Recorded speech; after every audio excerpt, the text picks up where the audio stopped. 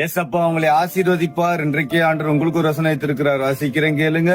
லூக்கா 6:21 வசனம்.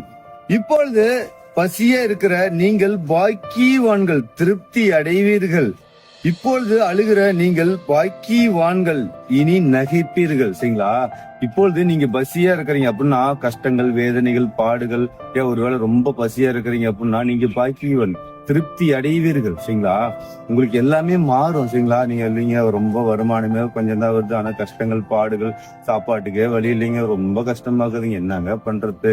இல்ல இதுல வேற கஷ்டங்கள் வேற, இதுல வேற நோய்கள் வேற, இதுல வேற அழுகாட்சி வேற, கண்ணீர் விடவே முடியலைங்க, யாருமே பார்க்க மாட்டேங்கிறாங்க, என் வீட்டுல இருக்கிறவங்க கூட என்ன மறந்துடுறாங்க, என்னங்க பண்றது? ரொம்ப கஷ்டமாகுது. நீங்க அழுது கொண்டு துக்கப்பட்டு இருக்கலாம், உங்களுடைய ஜெபங்கள்லாம் கேட்டுக்கொண்டு தான் இருக்குது. சரிங்களா? ஆனாலும் நீங்க ஒண்ணு செய்ய வேணும். சரிங்களா?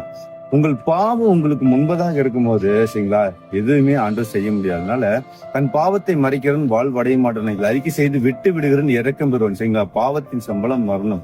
அதனால இந்த பாவம் முன்னாடி இருந்துச்சுன்னா ஆண்டு எதுவும் செய்ய முடியாது. அதனால இப்ப நீங்க அழுது கொண்டு இருக்கிறீங்க, பசியா இருக்கிறீங்க, வேதனையா இருக்குதுன்னா நீங்க பாக்கியவான் தான். ஆனால் இருந்தாலும் உங்கள் பாவங்கள் எல்லாம் அறிக்கையிட்டு, நீ ஆண்டவரே எனக்கு என் கஷ்டங்கள் பாருங்க, கண்ணீரா இருக்குது, வேதனையா இருக்குது, பண கஷ்டம் இருக்குது, அப்படி நீங்க உங்களை ஒப்புக்கொடுங்க. உங்களை ஒப்புக்கொடும் போது ஆண்டவர் எல்லாத்தையுமே மாத்துவார். சரிங்களா? நானும் ஒரு காலத்துல ரொம்ப அழுது கொண்டே இருந்தேன், உண்மையாலுமே பசியா இருந்தேங்க, ரொம்ப பசியா இருந்தேன், சாப்பிட முடியாது, ரொம்ப கஷ்டப்பட்டேன், வேதனைப்பட்டேன், அழுது கொண்டே இருந்தேன்.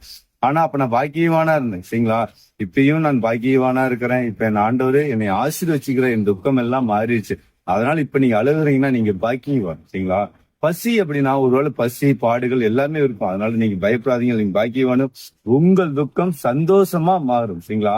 அதாவது அளவு ஒரு காலம் உண்டு, நகைக்கு ஒரு காலம் உண்டு, பிரச்சனைகளை நம்ம வாசிக்கிறோம். அதனால அதுக்கு ஒரு காலங்கள் வரும். அதனால அதை பத்தி எல்லாம் பயந்துக்காதீங்க. சரிங்களா? ஆண்டு சில விஷயத்துக்கு ஆண்டு அள வைக்கிறாருன்னா அது ஆண்டவர் நன்மையா மாத்துவாரு. அதனால கவலைப்படாதீங்க. சரிங்களா? கர்த்தர் உங்களை ஆசீர்வதிப்பார், நீங்க கவலைப்படாதீங்க. உங்கள் வேண்டுதல் கேட்கப்பட்டது. மகளே, உன் வேண்டுதல் கேட்கப்படுது. மகனே, உன் வேண்டுதல் கேட்கப்படுது. நீ பயப்படாத, உன்னோட துக்கம் சந்தோஷமா மாறி நீ மகிழ்ந்து கழிக்கும், நான் பெரிய காரியம் செய்கிறேன்னு கர்த்தர் சொல்கிறார். God bless you.